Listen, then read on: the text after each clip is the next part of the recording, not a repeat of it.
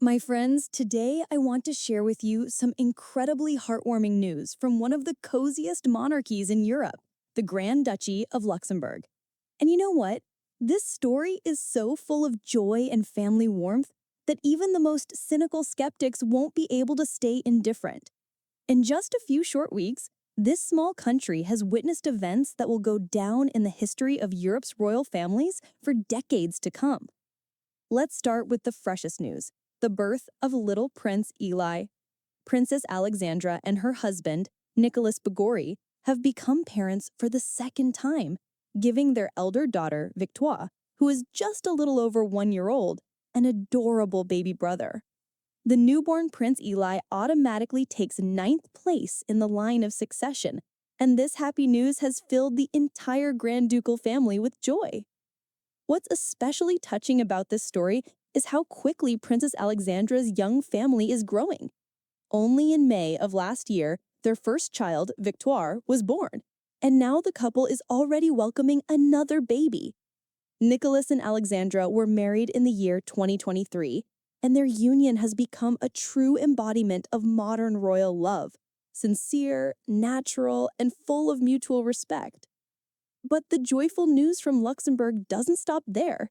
Just a few weeks ago, on the 3rd of October, the country experienced a historic moment that had been awaited for many years.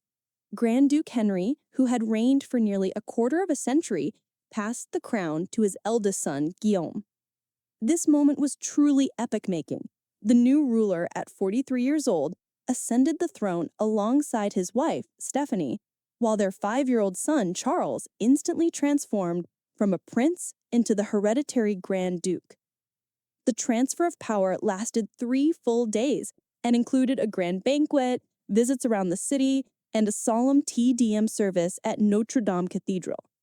The people of Luxembourg greeted their new sovereign with great enthusiasm, and it was clear that the nation sincerely loves and respects its Grand Ducal family. Grand Duke Guillaume has already thrown himself into work, and this week his first official state visits were announced. Together with Grand Duchess Stéphanie and Deputy Prime Minister Xavier Bettel, they will embark on visits to neighboring countries. The first trip is scheduled for the 24th of October to Brussels, where they will be received by King Philippe and Queen Mathilde of Belgium. Then, on the 27th of October, the couple will travel to Berlin for a meeting with the President of Germany. But do you know what makes this story even more special? This week, Guillaume and Stéphanie are celebrating their 13th wedding anniversary. On the 20th of October 2012, their magnificent wedding ceremony took place in Notre Dame Cathedral, attended by representatives of royal houses from all across Europe. Among the guests were King Willem Alexander and Queen Maxima of the Netherlands, King Felipe and Queen Letizia of Spain, as well as members of the Danish royal family, Queen Marguerite, Prince Henrik, and the then crown prince couple, Frederick and Mary. Stéphanie looked absolutely stunning in a gown by Elie Saab with a 13-meter train and the family Lannoy tiara adorned with 300 diamonds.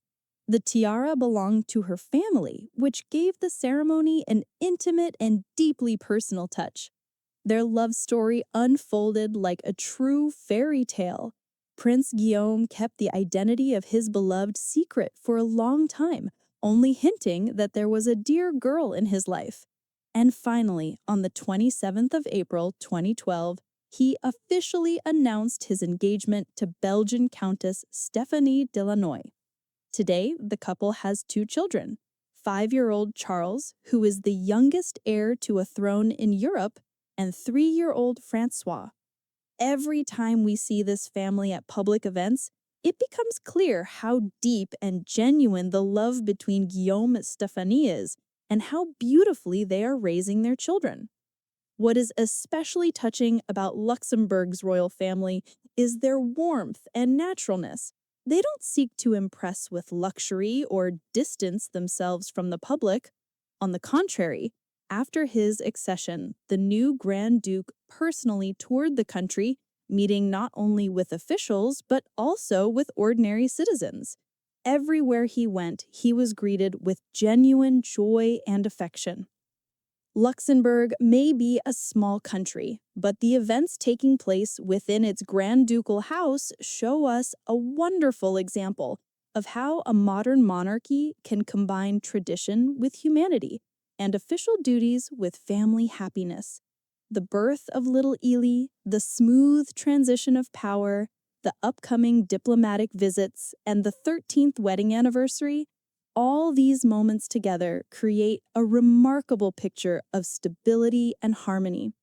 In my opinion, the story of Luxembourg's royal house gives us hope and shows us that true love, mutual respect, and devotion to family values still exist, even at the very highest levels of power.